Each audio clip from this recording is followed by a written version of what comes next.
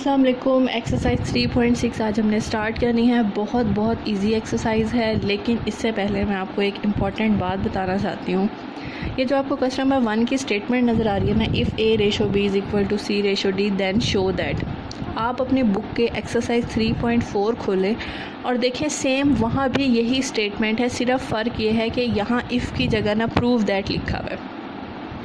तो मैं आपको अपना एक्सपीरियंस बताती हूँ कि जब मैं पेपर चेक करती हूँ तो हमारे जो पिछले पेपर्स हुए हैं उसमें बच्चों की यही मिस्टेक होती है कि वो इस स्टेटमेंट को पढ़ते नहीं हैं और इसके ऊपर कंपोनेंडो डिविडेंडो लगा देते हैं, जैसे कि हमने 3.4 पे किया था। ये गलत मेथड है। तो आपने ये इस बात पे गौर करना है कि जब प्रूव दैट का वर्ड यहाँ लिखा हुआ हो तब कंपोनेंडो डिविडेंडो लगेगा, और जब आपके पास यहाँ इफ़ का वर्ड लिखा हो तो ये मेथड लगेगा के मेथड, जो अब हम पढ़ने लगे हैं।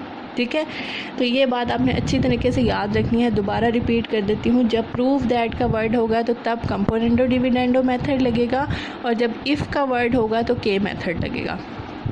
चले जी, अब ये देखते हैं कि जी के मेथड होता क्या है। के मेथड ये होता है कि आपके पास ये ना स्टेटमेंट दी हुई है एक, ठीक। अब इफ़ का मतलब है इस चीज़ को इस्तेमाल करना, तो इसे हम इस्तेमाल करें तो रेशो जो है वो ये कहलाती है डिवीजन की form a divided by b और c डिवाइडेड बाई d, और हम इसे रख देते हैं k के इक्वल। ठीक है, के मेथड में यही होता है कि आपने दोनों चीज़ों को k के इक्वल कर देना है।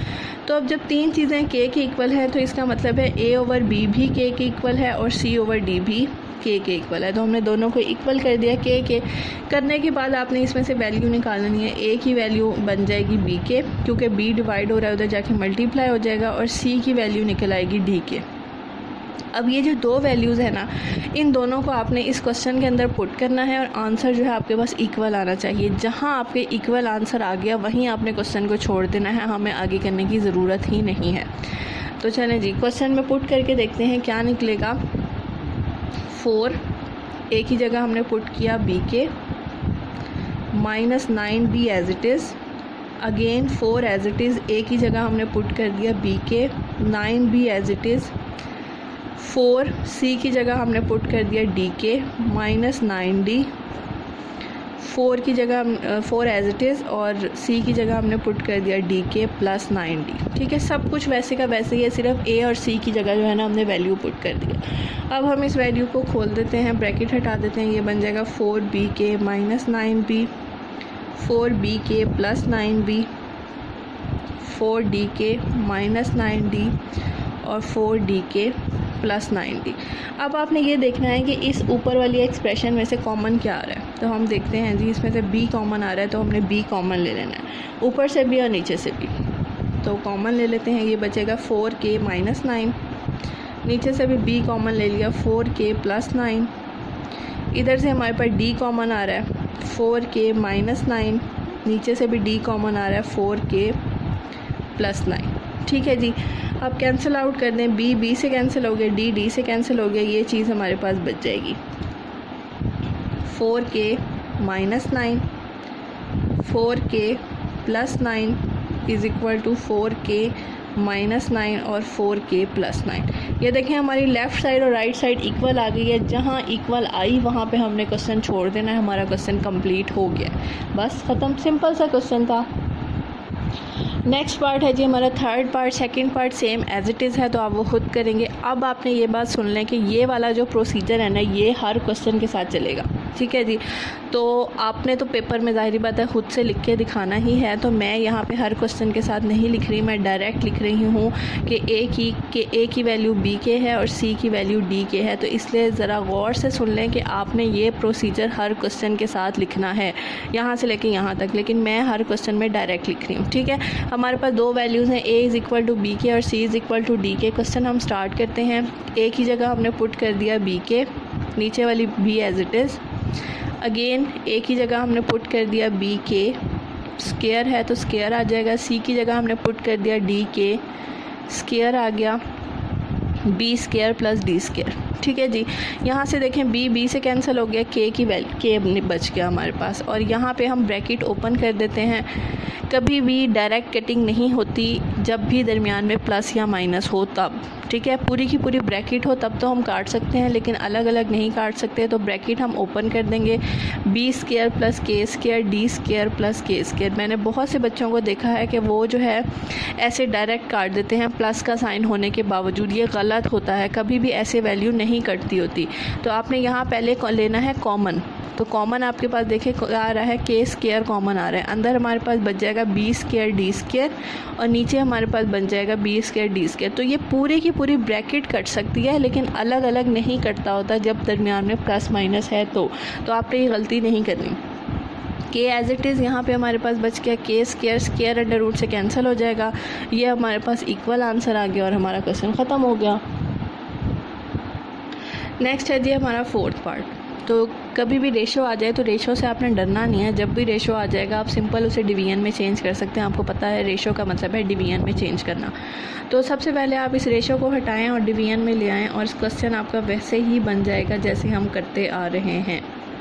ये देखिए जी, हमने रेशो हटा दी और रेशो की जगह हमारे पास आ गया डिवीजन। करने के बाद अब हमारे पास वही है, आपने तो सारा लिखना है लेकिन मैं लिख रही हूँ ए की जगह हमारे पास बी के की वैल्यू है और सी की जगह मेरे पास डी के की वैल्यू है। ठीक है जी, अब पुट कर देते हैं इसके अंदर। ए की जगह हमने बी के पुट कर दिया, पावर 6 ऐसे का ऐसे ही। सी की जगह हमने डी के पुट कर दिया, पावर 6 एज इट इज़। नीचे हमारे पास पुट करने के लिए कुछ नहीं है तो एज इट इज़ लिख दिया। ए क्यूब की जगह आप पुट कर देंगे बी के का क्यूब और सी की जगह आप पुट कर देंगे डी के का क्यूब और नीचे आपके पास बी क्यूब डी क्यूब। ठीक है जी, अब वही हमने ब्रैकेट हटानी है। सबसे पहले तो ब्रैकेट हटाएंगे, ये बन जाएगा B6 K6 D6 K6। दोनों के साथ पावर है ना, तो दोनों के साथ अलग अलग कर दी। नीचे वाला एज इट इज़ ये भी ओपन कर देते हैं, बी क्यूब के क्यूब। अगर आप ब्रैकेट हटाना भी चाहें तो हटा सकते हैं, कोई मसला नहीं है। डी क्यूब के क्यूब, नीचे b cube d cube as it is. ठीक है जी, करने के बाद अब ये देखें यहाँ पे हमारे पास कॉमन आ रहा है K6, हमने कॉमन ले लिया। अंदर हमारे पास बच जाएगा B6 और D6 और नीचे वाली वैल्यू एज इट इज़। ठीक है, अब एक बात आप मेरी गौर से सुने, ये भी मेरा एक्सपीरियंस रहा है कि मैंने जब भी कोई पेपर चेक किया है, यहाँ पे जो है ना बच्चे के क्यूब कॉमन ले लेते हैं। हमेशा प्लस या माइनस में सिर्फ कॉमन आता है, कभी भी मल्टीप्लिकेशन में कॉमन नहीं आता होता। याद रखनी है आपने ये बात। तो आपने यहाँ कॉमन नहीं लेना, आप यहाँ पे कटिंग कर सकते हैं डायरेक्ट। मल्टीप्लिकेशन और डिवीजन में तो हम ऊपर नीचे काट सकते हैं ना, प्लस माइनस में नहीं काट सकते। तो आप यहाँ कटिंग कर दें, आपने के कॉमन नहीं लेना है यहाँ से, क्योंकि मल्टीप्लिकेशन में कभी भी कॉमन नहीं आती कोई चीज़। तो के क्यूब और के क्यूब बेस एक जैसी है, तो ये मिलके क्या बना देंगे के की पावर 6। ठीक है, अब यहाँ पे देखें ये ऊपर नीचे पूरी की पूरी ब्रैकेट एक जैसी है, वो हम कटिंग कर सकते हैं, अलग अलग नहीं काट सकते। तो यहाँ से K6 बचा, यहाँ से K6 बचा और क्वेश्चन हमारा ख़त्म हो गया, इक्वल आंसर्स आ गए। नेक्स्ट है जी आपका 6 पार्ट। 5th पार्ट आप खुद करेंगे क्योंकि वो सेम ऐसे ही है, सिंपल वैल्यू पुट करनी है और हो जाएगा क्वेश्चन। अच्छा, इस क्वेश्चन में ना मैं आपको एक इम्पॉर्टेंट बात बताना चाहती हूँ। देखें यहाँ पे ना रेशो है, डिवीजन और फिर अगेन एक डिवीजन पार्ट है। तो डिवीजन के नीचे डिवीजन लिखने से बेहतर ये होता है कि मैं आपको एक बात बताती हूँ, जब भी आप डिवीजन के साइन को हटाते हैं, आपको पता है वो मल्टीप्लिकेशन में हम चेंज कर सकते हैं। और मल्टीप्लिकेशन में जब भी चेंज होता है तो उससे क्या होता है, ये जो उसके साथ वाली वैल्यू होती है ये उल्टी हो जाती है, मतलब इन्वर्स हो जाती है, ऊपर नीचे हो जाती है। तो आप डिवीजन के नीचे डिवीजन लिखने से बेहतर है आप यहाँ डायरेक्ट जो है वो मल्टीप्लिकेशन का साइन लगाएं और इसे ऊपर नीचे कर दें। वैसे तो आप वो भी कर सकते हैं, कोई इतना इशू नहीं है, आप डिवीजन के नीचे डिवीजन लिखें। लेकिन अक्सर स्टूडेंट्स को मैंने देखा है वो कंफ्यूज हो जाते हैं कि जो डिवीजन की नीचे वाली वैल्यू है वो ऊपर वाले के साथ मल्टीप्लाई होगी या नीचे वाले के साथ मल्टीप्लाई होगी। तो इस कन्फ्यूजन को दूर करने के लिए जो है ना आप इसमें ये करें, आपको पता है ये डिवीजन के साइन को शो करता है। ठीक है, तो हम जो है डिवीजन का साइन लगाने के बजाय हम यहाँ मल्टीप्लिकेशन का साइन लगाएंगे और इस चीज़ को जो है ना वो उल्टा कर देंगे। सिंपल, इससे मिस्टेक के चांसेस कम होते हैं। सेम हमने यहाँ पे भी यही किया, डिवीजन का साइन जब हटेगा मल्टीप्लिकेशन आएगा और जब मल्टीप्लिकेशन आती है तो ये जो उसके साथ वाली चीज़ होती है ये ऊपर नीचे हो जाती है। अब ये करने के बाद आपको पता है आपने इसमें वैल्यू पुट करनी है ए की जगह बी के और सी की जगह डी के। तो हमें पता है a is equal to b k होता है। आप अपना प्रोसीजर सारा लिख के बताएंगे, मैंने डायरेक्ट लिख दिया है। अब हम वैल्यू पुट करते हैं।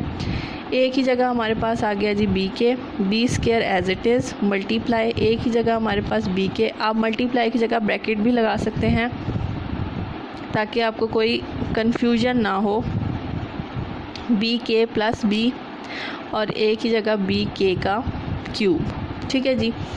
सी की जगह हमारे पास आ जाएगा डी के का square, D square as it is multiply C की जगह D K plus D divided by D K का क्यूब। अब ये जो छोटी छोटी ब्रैकेट आपको ये नज़र आ रही हैं अंदर, ये आप हटाना शुरू कर दें। ये आपके पास बन जाएगा b square k square plus b square b k plus b, ठीक है जी। नीचे आपके पास बच जाएगा बी क्यूब के क्यूब। यहाँ से भी हम अंदर वाली ब्रैकेट हटा देते हैं। D square k square plus D square D K plus D और नीचे हमारे पास आ जाएगा डी क्यूब के क्यूब, ठीक है जी। अब आप ये देखें कि आप इसमें से कॉमन ले सकते हैं। इस ब्रैकेट में से क्या कॉमन आएगा जी? बी स्क्वायर कॉमन आएगा, अंदर बच जाएगा के स्क्वायर प्लस 1, ठीक है। मल्टीप्लाई एज इट इज़ यहाँ पे आपके पास बच जाएगा कॉमन आएगा और कॉमन में आएगा के प्लस 1, ठीक है। नीचे वाला b cube k cube as it is आ गया। सेम एज इट इज़ यहाँ से हम कॉमन ले लेते हैं, ये आ जाएगा के स्क्वायर प्लस 1। यहाँ से डी कॉमन आ जाएगा के प्लस 1 और डी क्यूब के क्यूब, ठीक है जी। ब्रैकेट्स के अंदर से जो कॉमन आ रहे थे वो हमने कॉमन ले लिए। अब आप कटिंग कर सकते हैं। कटिंग अब किस चीज़ की हो सकती है? कटिंग आपके पास ये हो सकती है कि ये ऊपर बी स्क्वायर है, नीचे बी क्यूब है, तो 2 आपके यहाँ से निकल जाएंगे, एक बी बच जाएगा, ये इसके साथ कट जाएगा, ठीक है। सेम ऐसे ही यहाँ डी स्क्वायर है, यहाँ डी, एक डी बच जाएगा, ये डी इससे कैंसिल हो जाएगा। अगर आप मल्टीप्लाई करके काटना चाहें तब भी काट सकते हैं, मतलब बी स्क्वायर और बी को आप मल्टीप्लाई करते बी क्यूब बन जाएगा और वो नीचे वाले के साथ कट जाएगा। ऐसे काटना चाहें ऐसे भी कट सकता है। तो अब यहाँ पे आपके पास बच जाता है के स्क्वायर प्लस 1 के प्लस 1, नीचे आपके पास के क्यूब बच जाता है। आप सबके साथ भी लिख सकते हैं जब मल्टीप्लिकेशन का साइन हो तो के स्क्वायर प्लस 1 के प्लस 1 डिवाइडेड बाय के क्यूब। हमारा इक्वल आंसर आ गया, हमें आगे करने की ज़रूरत ही नहीं है, हम इसे यहीं पे ही छोड़ देंगे, ठीक है। तो मेन बात जो इसके अंदर ये थी कि आपका रेशो हटाना है, बाकी सारा सिंपल वैसे का वैसे ही है। तो इसका जो अगला पार्ट है वो सेम ऐसे ही है, मैं आपको बुक में दिखा देती हूँ। थोड़ी सी मेरी रफ़ बुक हुई है तो आप इसे ना ज़्यादा नोटिस करें। ये आपका लास्ट पार्ट है। अब ये देखें, ये आपके पास अगेन रेशो है, डिवीजन के नीचे डिवीजन। तो हम क्या करेंगे, इसके दरमियान में मल्टीप्लिकेशन लगा के इस वैल्यू को ऊपर नीचे कर देंगे। बी ऊपर चला जाएगा, ए प्लस बी नीचे आ जाएगा। सेम एज इट इज़ यहाँ मल्टीप्लिकेशन का साइन लगा के इसे ऊपर नीचे करेंगे और इसके अंदर ए की वैल्यू और सी की वैल्यू पुट करेंगे, हमारे पास आंसर आ जाएगा। चलें जी, इसी एक्सरसाइज का क्वेश्चन नंबर 2 आपके पास है और क्वेश्चन नंबर 2 है वैसे ही, लेकिन यहाँ पे आपके पास एक और वैल्यू आ गई है। तो हमें कोई परेशान होने की ज़रूरत नहीं है, हमें के मेथड आता है। तो के मेथड अप्लाई करने का क्या तरीका होता है, जो हमारा इफ़ का पार्ट होता है उस सब को हम इक्वल कर देते हैं के। तो हमने के इक्वल कर दिया सबको। अब हम इनको बारी बारी के इक्वल करेंगे। A divided by B is equal to K, C divided by D is equal to K, E divided by F is equal to K. सबको के इक्वल करने के बाद आप इसमें से वैल्यू निकाल लें। ए की वैल्यू निकल आएगी बी के, सी की वैल्यू आपके पास निकल आएगी डी के और ई की वैल्यू आ जाएगी एफ के, ठीक है जी। अब आपने ये 3 वैल्यूज़ इस क्वेश्चन के अंदर पुट करनी है। Simple is that. फर्स्ट और थर्ड पार्ट आप खुद करेंगे, सेम ऐसे ही है। तो अब हम स्टार्ट करते हैं वैल्यू पुट करना। ए की जगह हमने बी के लिख दिया, सी की जगह हमने डी के पुट कर दिया, plus as it is c की वैल्यू हमारे पास डी के है, ई की वैल्यू हमारे पास एफ के है, again plus as it is E की वैल्यू हमारे पास एफ के है और ए की वैल्यू हमारे पास है बी के, ठीक है जी। बड़े ही ध्यान से आपने इसे करना है। नीचे वाली की कोई वैल्यू नहीं है तो हम सारा कुछ ऐसे का ऐसे ही लिख देंगे, ठीक है। अगेन अब राइट साइड पे पुट करते हैं। ए की वैल्यू बी के, सी की वैल्यू डी के, ई की वैल्यू एफ के, नीचे वाली value as it is p d f और 2/3 एज इट इज़, ठीक है जी। करने के बाद अब देखें जी, ये ब्रैकेट हटा दें आप। बी डी के स्क्वायर, डी एफ के स्क्वायर, 2 के है ना, एफ बी के स्क्वायर। नीचे वाली वैल्यू एज इट इज़, यहाँ भी ब्रैकेट आप हटा दें, बी डी एफ के क्यूब, नीचे वाली वैल्यू एज इट इज़ 2/3। ठीक है जी। अब आप ये देखें ऊपर वाली वैल्यू में से के स्क्वायर कॉमन आ रहा है, तो हम कॉमन ले लेते हैं। के स्क्वायर कॉमन आएगा तो अंदर बचेगा हमारे पास B D, D F, F B, नीचे वाली वैल्यू एज इट इज़। और यहाँ पे देखें ये कटिंग हो रही है, के क्यूब बच जाएगा और 2/3 एज इट इज़।